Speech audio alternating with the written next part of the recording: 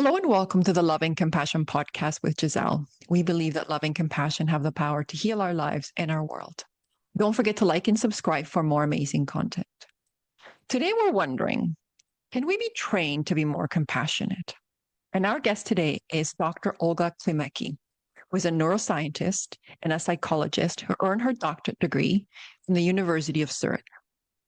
Olga is a psychologist and neuroscientist who is interested in understanding the neural mechanisms that shape our social emotions in adaptive ways. Her doctoral research investigated neural, behavioral, and emotional plasticity induced by training social emotions like compassion and empathy. The results of these longitudinal studies in adults provided evidence for the plasticity of social emotions, spanning the levels of neural function, emotional resilience, and helping behavior. Her current interests include meditation and promoting conflict resolution through compassion. Please join me in welcoming the amazing Dr. Olga Klimecki. Hi, Olga. Hi, thank you for having me here. Thank you for the invitation. Oh, thank you for being on the show. I've been a big fan of your work for a very, very long time. I was so excited when you published with Tanya Singer your work on the difference between empathetic distress and compassion and all of the work that you're doing on aging. I mean, it's just phenomenal work. I was wondering if you could tell the listeners what actually got you started on your journey? Like what drew you to study empathy and compassion? Yeah, thank you for the question. It's a longer journey. It started in my student years. I had a friend who was meditating, and I found that idea of going to a place and being silent for a week very intriguing, and I felt like trying it out myself. And so, with my background interest in psychology and in neuroscience, I finally found a PhD possibility where I could study not only psychological mechanisms and the brain, but also with a link to meditation, which I found very exciting. And even though in the beginning of my PhD, I tried out different forms of socio-emotional training, including nonviolent communication and Mhm. others, I was most drawn to the meditation indeed, which I started at the same time practicing meditation as I started investigating meditation. So that's a bit of Beautiful. background story. Yeah. In terms of your research, how have you found that meditation has helped you? Has your meditation practice helped you understand some of the findings? Yeah, definitely. I think it's really interwoven. Like sometimes I get ideas through the practice and also about the limitations. And Mhm.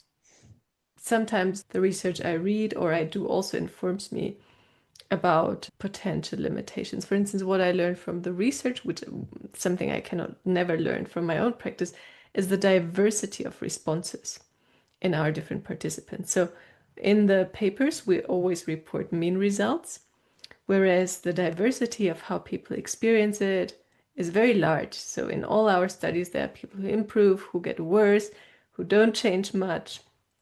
And working with the participants, I really got to hear their different stories, their different angles.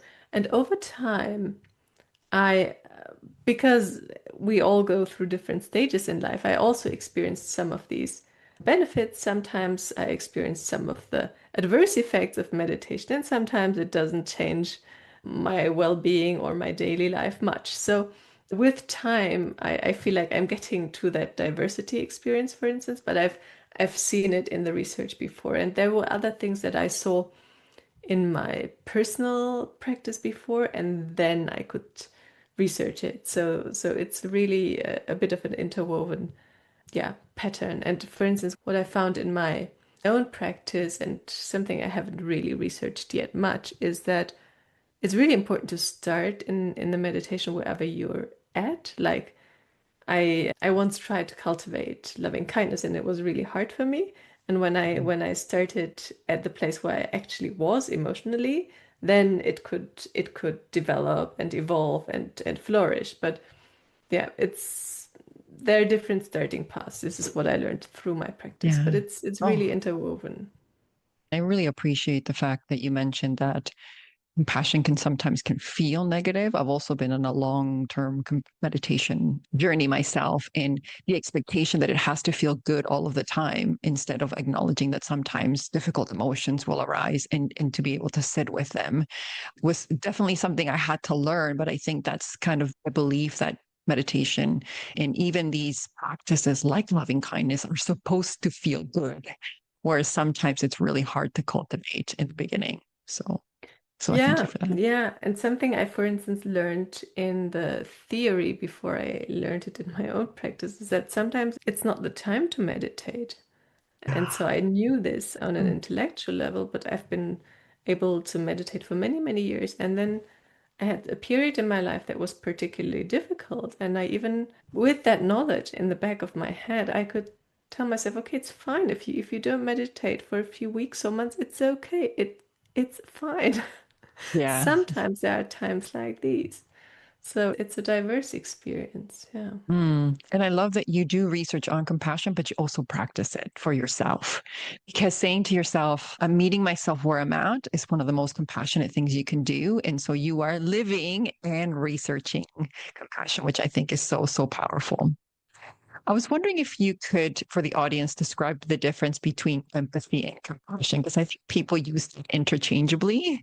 And, some of your research seems to indicate that there are differences. Yeah.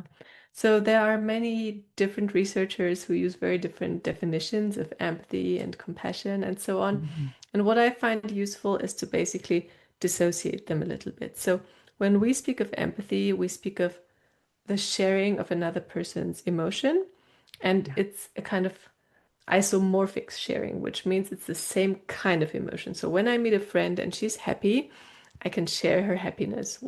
Sometimes I can even share the anger of a friend. I even experienced that. There was a friend who was very angry at the system, and I could really share that anger at the system. So you can share a lot of emotions of other people, knowing that the source of the emotion is the other person. This is called empathy.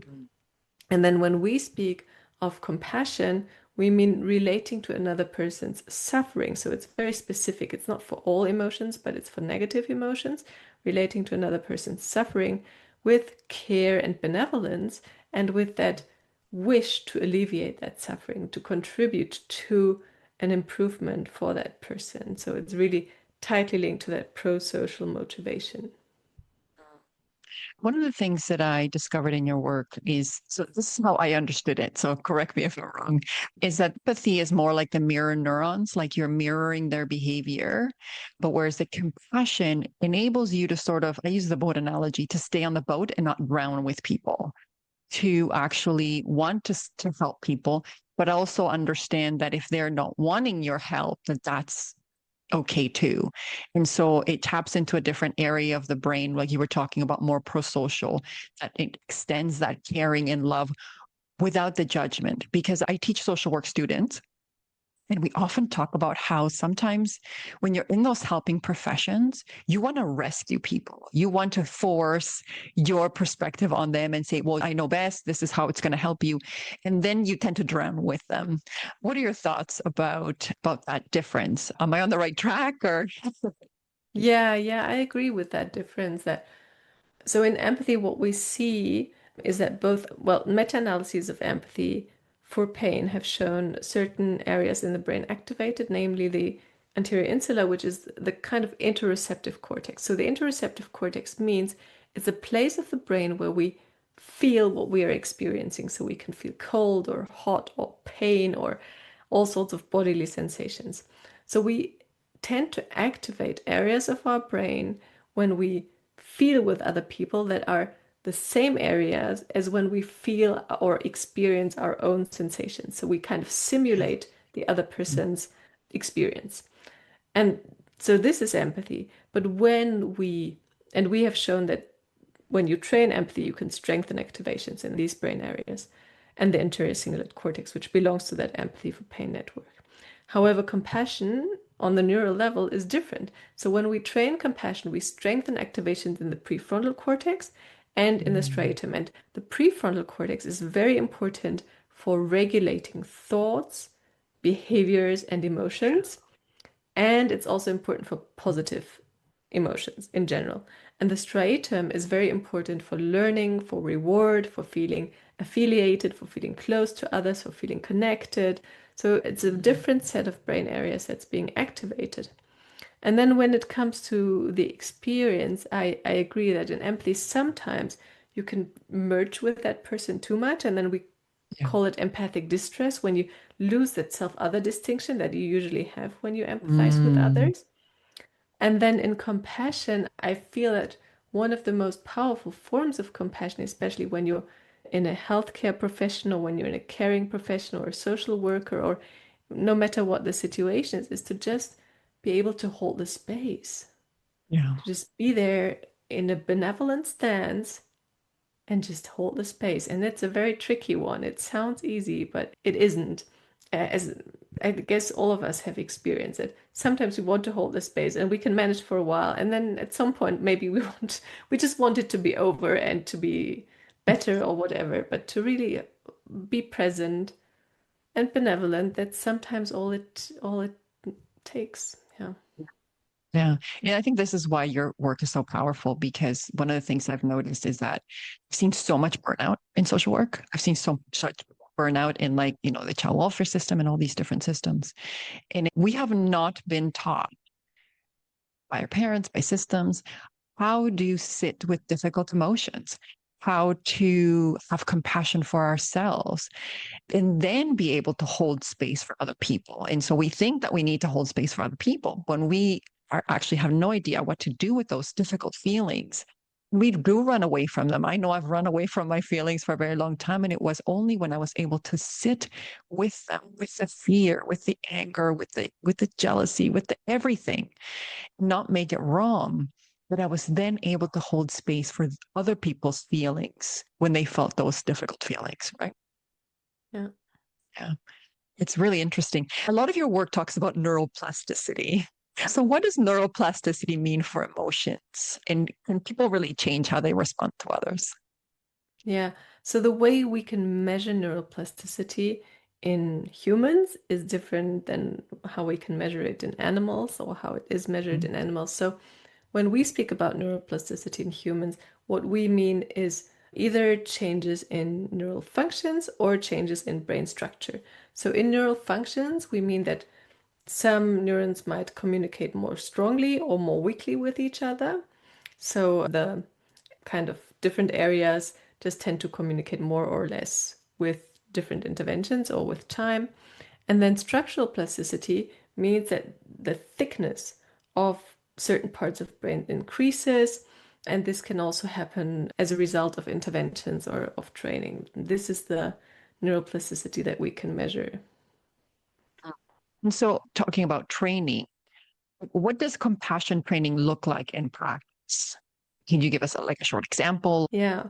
So we kind of modify the training every now and then. So not every training is exactly the same, but in general, our participants are in a meditative space. So we set up a room with cushions and chairs, and they can sit on cushions or they can sit on chairs, and they are instructed to basically first focus their attention on their breath to stabilize their attention, and they learn basics of mindfulness to really be present for their sensations, for their thoughts, for their experiences. And then with time, they gradually build on that and they learn to, or they practice cultivating the compassion that is innate to them. We believe that people are born with that compassionate stance, but we invite them to reactivate it. And very often we invite them to think of a beloved person, of a person that has been kind to them. And this can be a parent, a grandparent, a friend. It can be a spiritual figure. And also for many of our participants, it's an animal. So they think of their cat at home or their dog or another favorite animal. So any being really that evokes this sense of care, of love, and also maybe of care they have received. And then in, after inviting them to visualize this person or this animal, they can practice with sentences, and either they can practice wishes for that person or animal, like may you be well, may you be healthy, may you be safe, or they can envision how that person or animal is wishing them well. And then we also invite them to pay attention to their sensations as they cultivate compassion. And sometimes they put their hands on their heart, or we modify this a bit. And we also invite them to be present with difficult emotions, with compassion and care. And then we move through a series of people. So usually we have this benefactor. This can be this animal or person that they love and care about. And then we do the practice for oneself. Mm-hmm. And then sometimes we also add other people, like a friend, a neutral person, a difficult person. But in the latest studies, we have mainly focused on the benefactor, on the self, and then on all beings. And then Mm-hmm. basically we go through it step by step. And we also do include practices that include walking meditation or everyday practices like wishing people well while you stand in the queue at the supermarket or while you Mm. wait for the bus. And we try to make it fun and diverse because people, in my experience, also react to different aspects of the training. So some really like the sentences, and some like the physical touch, and some like the visualization of the person. And for some, it's enough to focus on their own experience. So it's very diverse, and we try to offer a range of practices to really speak to people as broadly as we can. Yeah. And I just want to emphasize how powerful these exercises are, because even having people think about people in the supermarket, what you're doing is decreasing that emotional distance. Like what creates the distance is seeing people as other. But when you start to connect with them on a heart level and start to send them good wishes, you start sort of breaking that separation. The other key part is when you're inviting people to think about a loved one, and especially allowing people to focus on a pet, many people have a hard time with other people, right? Like I've had conversations with people where they're like, I don't feel it. I can't feel love for my parents. I can't feel love from anybody. But then when you say something like a pet, immediately it's that connection. It's there doesn't seem to be those blocks. And so you're using that as the gateway, get them to then expand to other people. It starts with your pet, and maybe they can start thinking of an aunt or uncle, and then maybe you can expand that circle of care, which I think is so important. Yeah. Yeah, yeah. Maybe I can tell one little story about Yeah, the that would first be time I phenomenal. tried this exercise of practicing wishing others well on the street. Mm. It was quite funny. We were doing a study in the Netherlands, in the city of Maastricht, and the teacher had included this exercise where we just were invited to go out in the streets, and we were basically being there during the training. So I also went out in the streets, and I also tried out this exercise of just sending good wishes to another person. And so the first person I saw on the street was a drug dealer. And, Oh, and I was pretty like, ooh. nice. And and I could see the shift like as I approached him, and I was like, may you be well, may you be happy, may you be safe. And I really felt like hugging him when I walked past him actually. So I also agree it is a powerful exercise, and it's also fun to include it in everyday life. So when you're queuing in the supermarket or when you're in your car in the traffic jam, it's a really good exercise. So if I may also share my own example, I found people shift. Like that has been my personal experience. Like when I've had conflict with people, rather than contribute my negative energy to the conflict, I will do that. I will actually say, out of this situation, only good will come. And I send like love to that other person. And then I envision it resolving. And there's been so many times when the things just naturally resolve. And there was like, on the physical level, there was conflict. Like the person had sent me a really nasty email and they're like, well, I don't want this. I don't like that. Then just even the practice of me sending the love. And I did it not to alter them, but to alter myself so that I wouldn't make things worse, so that I could come at them and responded in a way that was like, look, this is important to me. Like the relationship is more important than being right, right? I'm willing to talk about this. I'm willing to get together. And there's softening that happens. Like even if I don't physically do anything, there's a softening that happens, I think, because I soften and therefore they soften. And it's been a really powerful tool in my experience.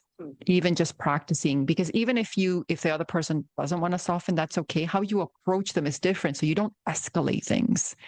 And to me, that's why those kind of practices are so powerful. And I hope our listeners start to practice even at the grocery store, even at the gas station, even wherever they are, and especially to themselves. So often we are our own worst enemies. So often it's Yeah. ourselves that we are treating with that disdain, with that judgment, with that lack of forgiveness. And so to be able to transform just even how we treat ourselves, I think is so powerful. We see Yeah, go these ahead, please. transfer effects, Yeah. right? So we did one study, Patricia Senna das Corotto, my former PhD student, did this study on the impact of compassion on conflicts. And we just did the very simple training, just, compassion for a loved one, for yourself, and for all human beings. Nothing to do with any conflict whatsoever. And then people chose their own difficult person. So they could choose a person they were in conflict with, and we measured their attitudes towards that person before and after the conflict.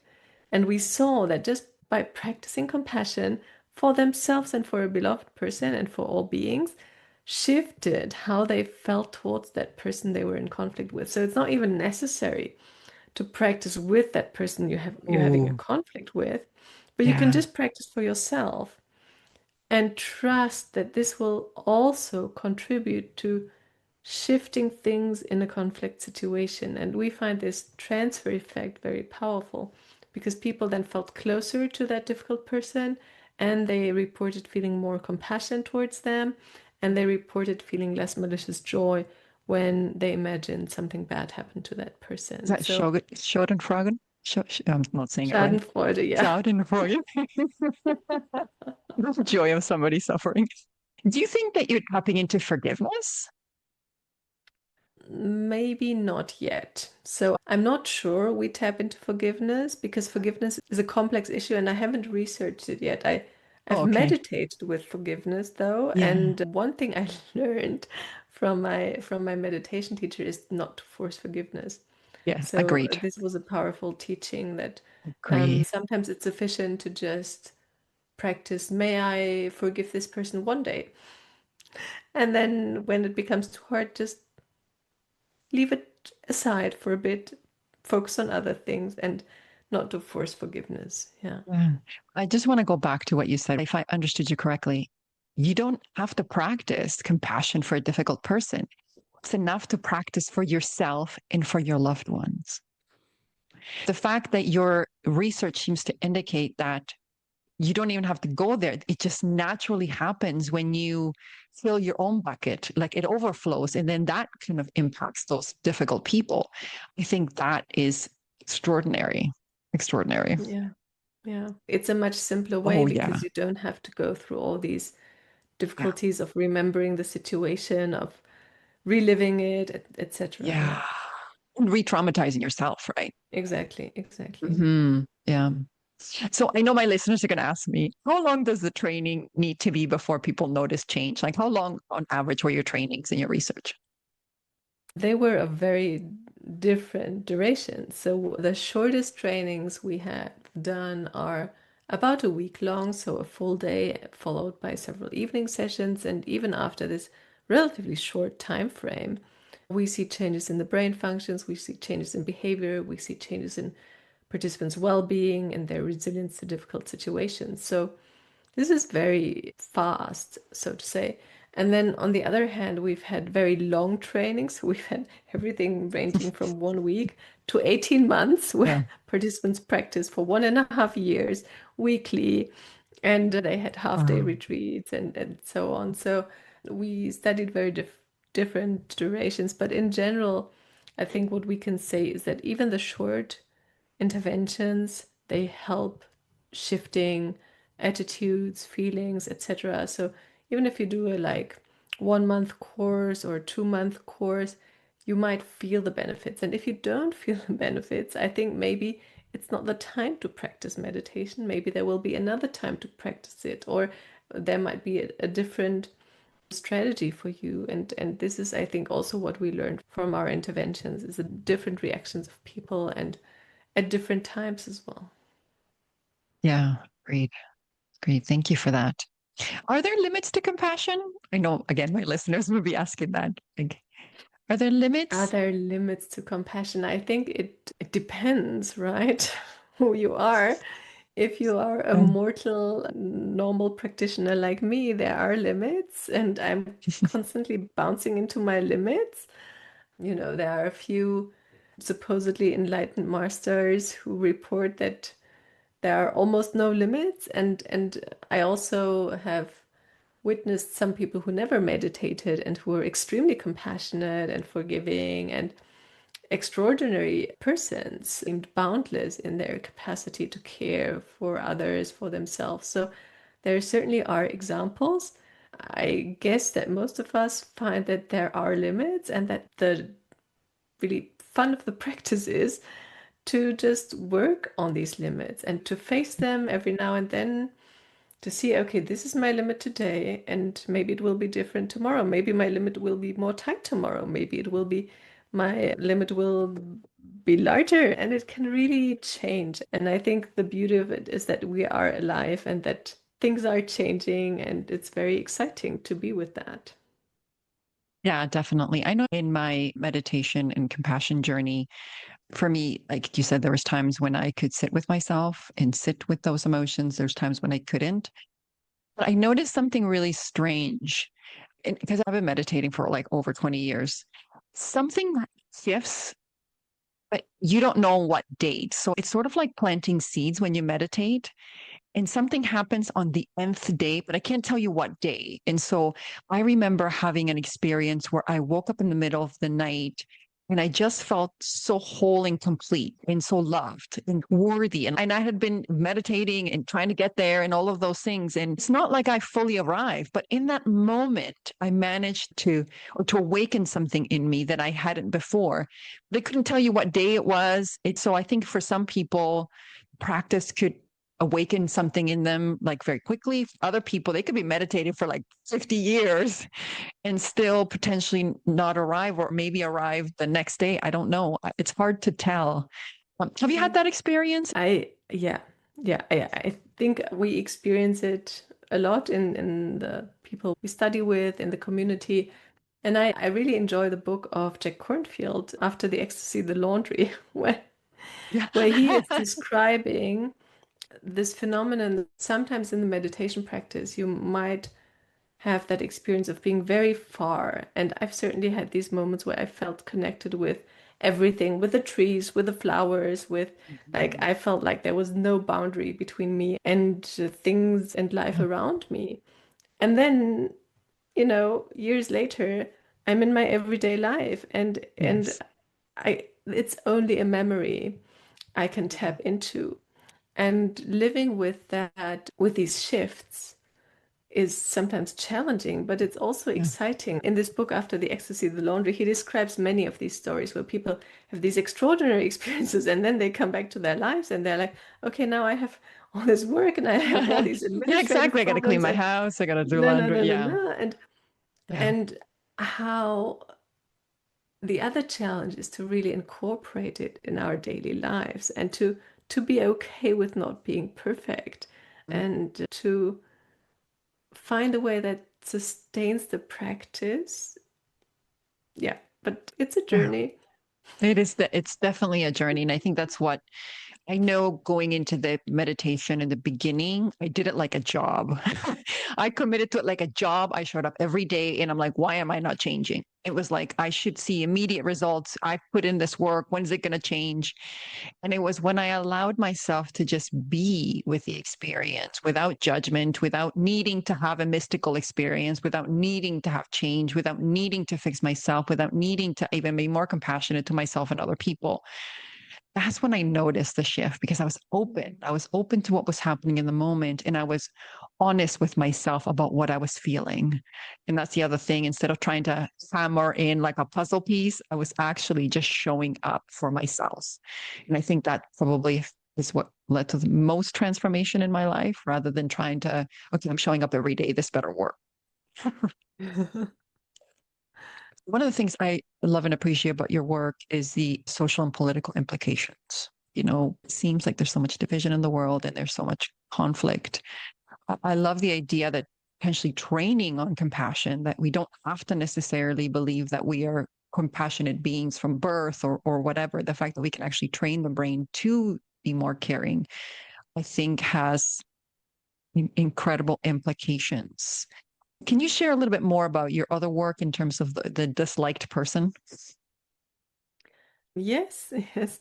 I mean, we have done work on conflicts in different settings. So we have also done it in couples, for instance.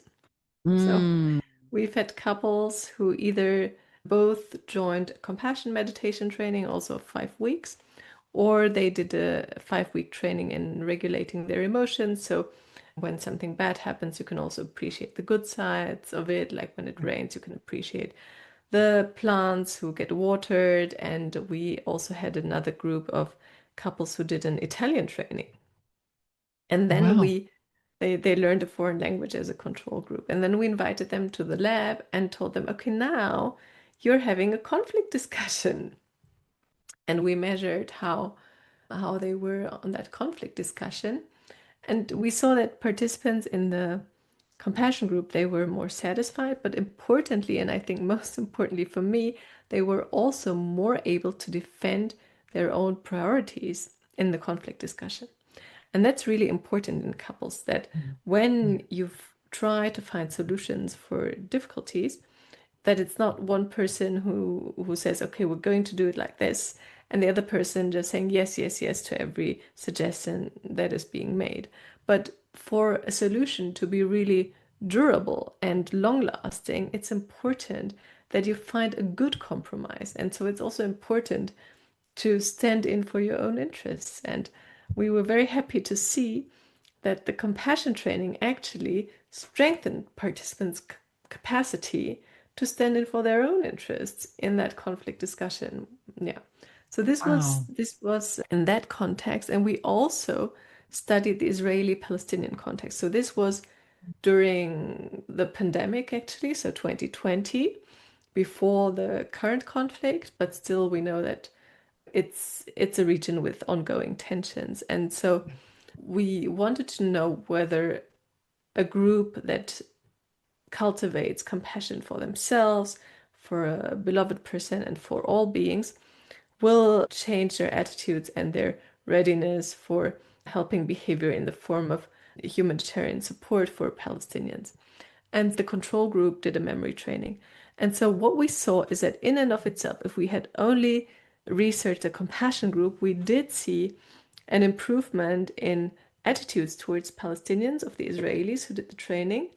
But when we compared it to the active control group who did the memory training, this difference was no longer significant, which is interesting. So Oh, we wow. actually, yeah, the lines were pretty parallel. And then we also only saw a trend towards more support for humanitarian action and support for Palestinians, and it was not significant either. So it seems that potentially it could work in these intractable conflicts, but it doesn't seem to be as strong as in everyday conflicts. And but again, we think that our approach, the basic approach of just practicing something for yourself and then giving it the possibility to transfer might be promising. And then also our trainings were just 3 weeks long, and we had to do it online because the pandemic just broke out. So who knows, maybe with a Yeah. different format, it could contribute to changes. Of course, it will not solve everything, but it could contribute to changes potentially. Yeah. So I just also want to point out something again very powerful that you're mentioning, which is, so I've interviewed many different people, some people that have done some extraordinary things on this podcast. And one of them is my friend Rukai Abdul Mutakalan, who not only forgave her son's killer, but also chose to love him and help him in any way that she could. One of the most powerful things she said to me was, so many people want to resolve war and then want to resolve this conflict on a large scale, but so many of those same people are having so much war within themselves and with their people in their own lives. So most people can't resolve the conflicts in their homes, and they're wanting to go out there and resolve things like war. Resolve the inner compassion, the conflicts within families, And then that will lead to the resolution on a larger scale. And so I think what you're saying is so interesting to me because that's what popped into my head and it lives in my head, especially when I talk to her. She talks about how, you know, we worry so much about the war out there, but there's an inner war that's happening within our hearts and in our lives that we're not addressing. And we can't fix the war out there until we fix the war in here. And so, and from my perspective, I feel like that's what you're doing with your work is you're helping us fix the war in here and in our lives with our loved ones so that then we can do the heavy work of looking at ourselves and seeing who are we as a humanity and why do we need to fight and have that kind of war. But I don't know if we can go there without going internally, if you know what I mean, based on what she Yeah. said. Yeah. You know. Are there cultural differences in how compassion is expressed or cultivated? Yes, I mean, probably there are very many cultural differences. I think one we tend to notice over and over again when we compare the more original teachings from Asia to the way compassion is being taught in Europe and Northern America. And the main difference we see is that in Asia, it seems to be very easy to start with oneself. So there, they don't start with a benefactor. They start immediately, okay, just feel compassion for yourself or just feel kindness for yourself, depending on what they train. And people seem to do it more naturally than in the so-called Western countries, where we always in our trainings, we tend to go either through the benefactor or through an animal to even reactivate this emotional stance of benevolence and care. Yeah. You're blowing my mind a little bit. The reason being is because I know, like in Japan in particular, they're very collectivist, right? I know people that live in Japan, and the perspective really is about the collective. I mean, you have individual rights, but they kind of stop at the collective. I mean, Japan is super clean and they're very respectful and have all these rules to restrict rights. But so them starting with themselves blows me away, considering how individualist North America is. And yet the challenge in being able to go inward. That blew my mind a little bit. Yeah, I gotta but be I honest. feel it's an individualistic culture that is very performative. I mean, I grew up in Europe as well, so I feel okay, it's individualistic, yes, but it's tied to a performance and it's very hard to be caring and benevolent just no matter what, right? So this is something I was facing for many years in my meditations. I would kind of like bump into that performance wall over and over and over and over again. I'd be like, why are you not more performing? Why? And until it started to soften, but it really took a very, very long time, and I'm not sure it's gone. So I think it's still there, but it's not as present as it used to be. But Wow. I love that you said that because it's so true. In my journey, I've discovered how we're not living our authentic selves. We're performing so much, thinking about who we should be, what we should have, what our life should look like, that we're not really tapping into who we really are and what we really love and enjoy. Yeah. I think yeah, that's so how we true. And I should think that's, be, yeah, yeah, how we on should every be. level. Yeah. I forgot to ask, I was going to ask about your recent research with young people in compassion training to include people in the outer group, because I think that sort of builds the lessons you learn about othering, the lessons that you learn about in groups and out groups. I was wondering if you could share a little bit about the work that you're doing with young people. Yeah, yeah, I can share about our work with young people. So we here with the young people, we worked with an approach that's centered on humanitarian values. So these values are adopted by over 190 countries, and they include values like humanity, neutrality, Mm. impartiality, and independence. And so the main idea was to train young people in these values because they have been adopted by so many cultures. And we did then research. So there was a 2 year training for the teachers and educators who basically learned how they can transport these values in their classrooms or in their communities. And then we followed them in different countries. So we did a study in Russia, in Belarus, in Armenia, Wow. in the Gambia, in South Sudan, and in Zambia.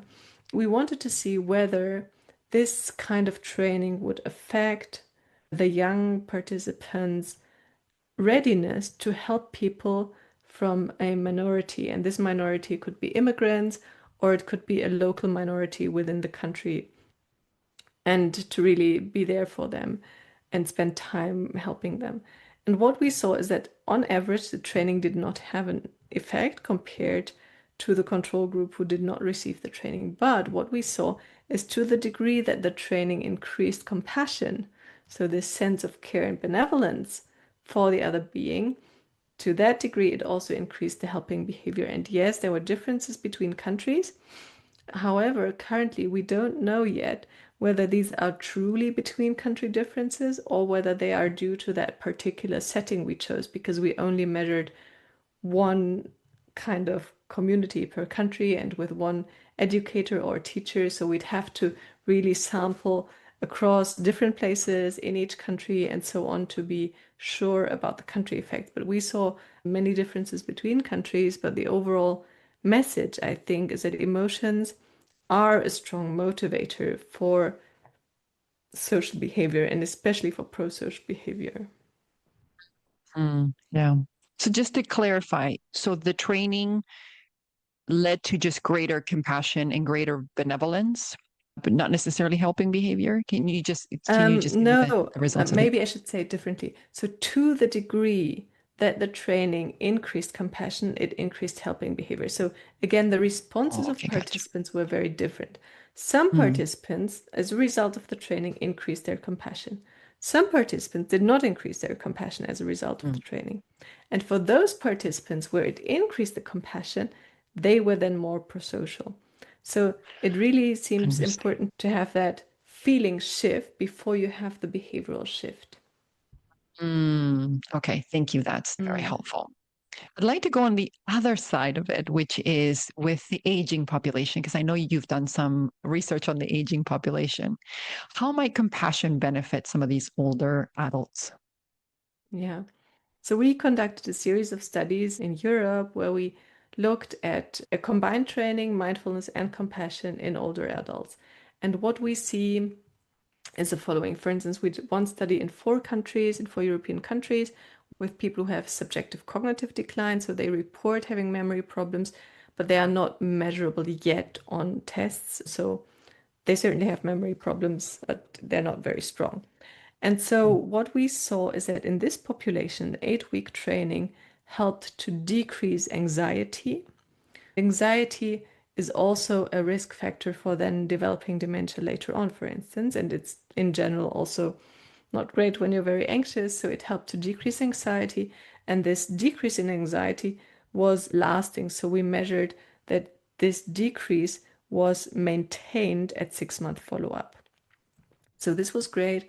And it also, the training also increased cognitive skills in participants, and the increase in cognitive skills was also maintained. However, I should say we compared the mindfulness and compassion training with an active control group who learned about health behaviors. And that control group also improved. So they also improved their cognition and they reduced their anxiety. So this is why I think our recommendation would be, okay, meditation is certainly useful also for promoting healthy aging.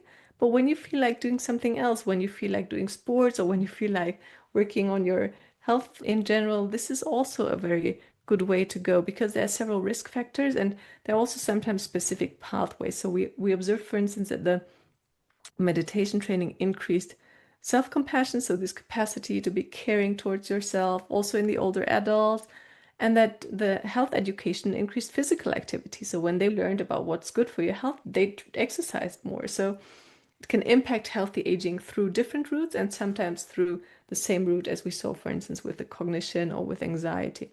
And then we also did this study in just one country, in France, with older adults, and there we trained them for 18 months. And we also Oh. see certain benefits like reduced loneliness after 18 months of meditation training, including mindfulness and compassion. However, we also see a reduction in loneliness after 18 months of learning a non-native language. So, of course, doing things in a Mhm. group is fun, and then they they get to know other people. So there are Yeah. different ways of promoting healthy aging, and meditation can be one of them if you're prone to meditation, because again, we always see a big diversity of responses. Some people improving, some people not changing much, and some people reporting even feeling worse after the training. So if you feel that meditation is not for you, maybe just try something else. Yeah, thank you for that. In any of your studies, did you use a waitlist control? Yeah, so in the study with 18 months meditation intervention and the non-native language training, we also have a waitlist control. Oh, okay. But so the waitlist control had no impact. I love what you're saying in terms of there are other options that people can do to have the same effect, right? Which I think is important for people because they think it's a meditation or nothing. Not necessarily. There's so many different things that you can do to help yourself to feel more connected, feel more compassion, more positive feelings. Yeah. So I think that's really, really great. I wanted to ask about your intellectual or spiritual role models in this work that you're doing. I mean, you mentioned Jack Canfield. Is there anyone that you're really kind of modeling your work after? Yeah, I think there are very many people who have inspired my work. Of course, yeah, Jack Cornfield, Sharon Salzberg, uh, Mm, then in Switzerland, of course, Katrin Felder. There's a whole series of spiritual people. And then on the intellectual level, I mean, in the conflict world, Ken Cloak, for instance, who's a mediator in California, and also my colleague Gaëlle Chetela. I really admire her. So we've been working on this aging project together. Yeah, and I really admire her for her capacity to lead very huge trials and teams. And there are other colleagues, Susanna Graf, who was inspiring the humanitarian education work. And yeah, I think I could go on and on, but yeah, very many fabulous. people who inspired this path. I love the fact that you're also looking at the aging population because I think we tend to forget people who are aging until we're aging, right? We kind of have this created this interesting world where we no longer live in communities. We no longer live with our elders and we don't live, we don't raise our children together. Like, at least in North America, it just feels so separated. The home is the nuclear family, but that really doesn't extend much. And so to think about how we can reconnect with one another and reconnect in community and reconnect as individuals and our elderly people, how can we help them have healthy aging? Have a healthy end to their life that doesn't necessarily have to mean like dementia and all these other like negative things. I think is really, really powerful. Yeah. Do you have any recommendations for schools or workplaces in terms of how they could start incorporating some more compassion training to help maybe their students or in the workplace? Hmm. I would do it on a voluntary basis, I guess. Mm, If I was running a workplace or a school, I would offer places or groups where people could practice meditation, but also offer a huge variety of other choices. So mm, I think sports is important. I think yeah. other group activities that are a bit more communicative are important. So, for instance, Mm, we have last year we have started an intervention, or we completed the study, but we included dance and music and movement with mindfulness practices because we think it's also maybe important to move and to incorporate it yeah. in your daily life. So I think workplaces and schools could offer meditation, but I wouldn't make it mandatory. I would really just make it one of several possibilities of connecting with oneself and others that is entirely on a voluntary basis and that is not being monitored by whoever is your superior or supervisor or teacher. Yeah, Mm, to make it an yeah. optional Yeah. Thank activity. you. What do you think about shifting the focus on systems, for example, school systems, to be more heart based rather than content based? Because my perspective is like, AI is going to take care of the content. So could we shift into more heart based like learning for students? I'm not sure about art-based per se because again, I think I would offer it in a modular way. I have a son who doesn't like arts. He's like, why do I have to do arts and music? I think Yeah. people are very different. And I mean, if it was up to him, he would be playing soccer the whole day. And of Yeah. course, playing soccer the whole day might not be the good solution, but I think really offering a range of activities and inviting children to try out a range of activities, arts, even for those who don't like arts, music, even for those who don't like music, but just to give them different options. And I think in general, for the future, social and emotional skills will become important. So we are currently collaborating with the PISA team who are evaluating children's progress. They are mainly known for evaluating children's competencies on hard subjects like math or languages, but they also started evaluating social and emotional capacities. And I think this is really where we should go to cultivate more social and emotional skills in school because of course it's important to have an understanding of math and of languages and so on, but also to have an understanding of how can we resolve conflicts in a Yeah. constructive way, how can we regulate our emotions. And I think there are huge differences between countries, with some countries being very advanced in these subjects and really incorporating them in their curricula, and other countries not being as advanced in these subjects. And I think this is the future of our Mm. education.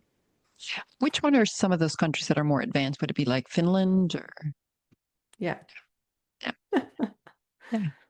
I wanted to know what is the most surprising thing you've learned from doing this long-term research on compassion and empathy? What's the most surprising thing? Mm, I think there are different things that were surprising to me. One is that empathic distress is also important, and I think I what I learned with time is that all emotions have their place and their importance. Ooh. So, for instance, in that study with young people, we also saw that as empathic distress increased, their helping behavior for others of different cultures increased. So this was also a predictor. And there are many different surprises I've had. Also, one of the big surprises was that initially, when I started doing the work on conflict resolution, I thought, okay, I'll just tell people to empathize with each other.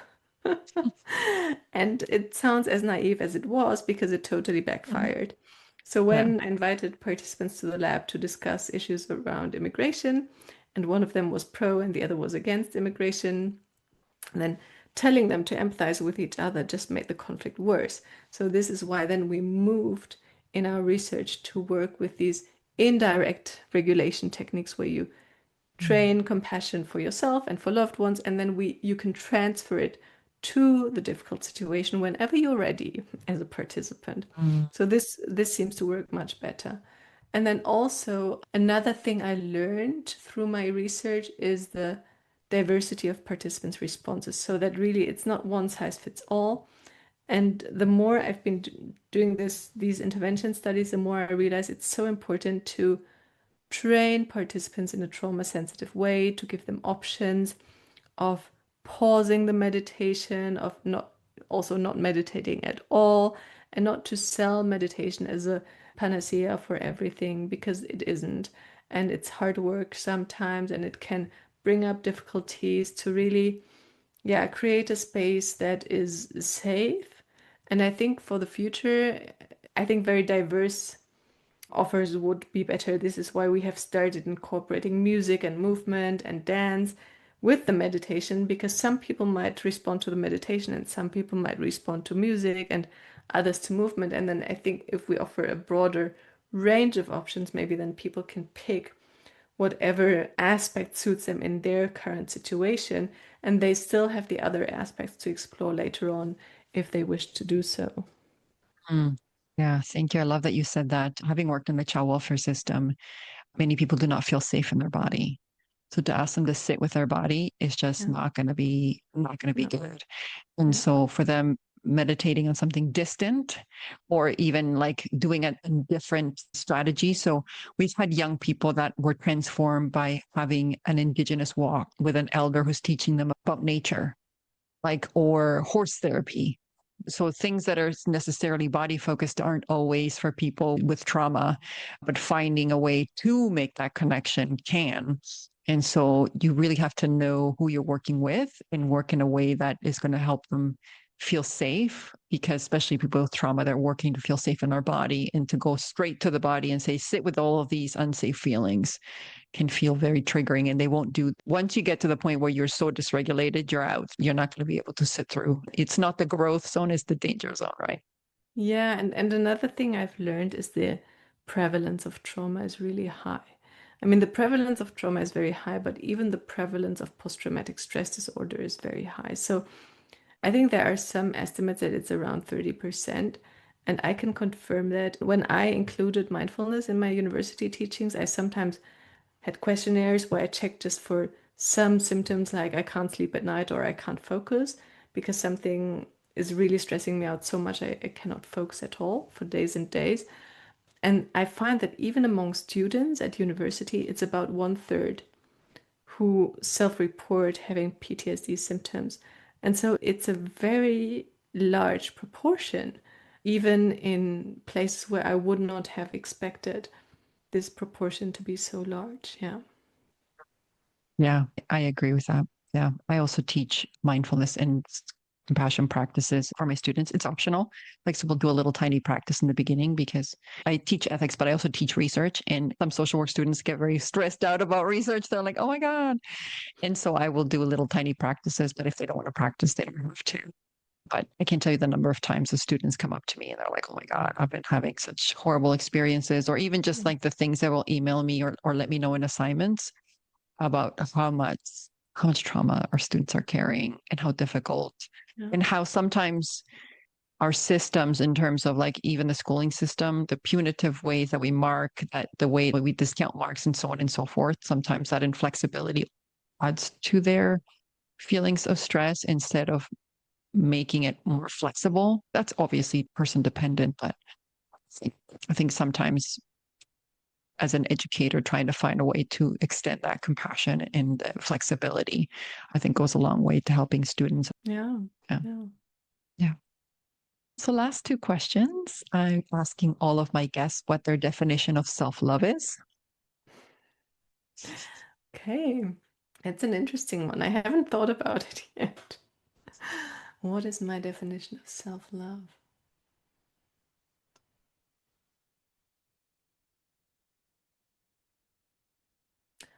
I guess for me, it would include loving all aspects of myself, the bright ones, the dark ones, the ones maybe that I wouldn't list among my top favorite, but loving them as well, nonetheless. I think that would be important for me. And then it would also include a sense of shared humanity. I feel that the times when I feel truly connected with myself, I also feel truly connected with others and with other human beings and with nature. And so for me, self-love is linked to this sense of like connectedness and community. Yeah. Oneness. I know exactly what you're talking Mhm. about. Yeah. Last questions. Where can our listeners learn more about you, more about your research? Many of our listeners that want to find out more about your work, where can they find that information? Where can they get in contact with you? Okay. I have a website, olgaklimecki.com, where I try to put links to some of the podcasts that exist with me or some of the YouTube videos of my talks. And of course, there is a list of our publications there. And sometimes there are direct links to them and sometimes not, I think. But in general, there is a list of publications and there's an overview of radio and Beautiful. video material that people could listen to or tap into. And I think I also have one or two things on Insight Timer, but not much. Thank you. Thank you. I know our listeners are going to be checking that out. Thank you. Thank you, Olga, so much for your time. This was like jaw dropping at the same time. It just filled my heart. And I'm so, so grateful for your work and for the impact that it's making. The fact that we're even considering thinking about how can compassion be trained and the possible implications of that in our world, I think is so, so powerful. So thank you for the work that you're doing. Thank you on the behalf of my listeners. And thank you to those who listened to this episode for joining us here at Loving Compassion with Gissele. Bye. Thank you for inviting me. Bye.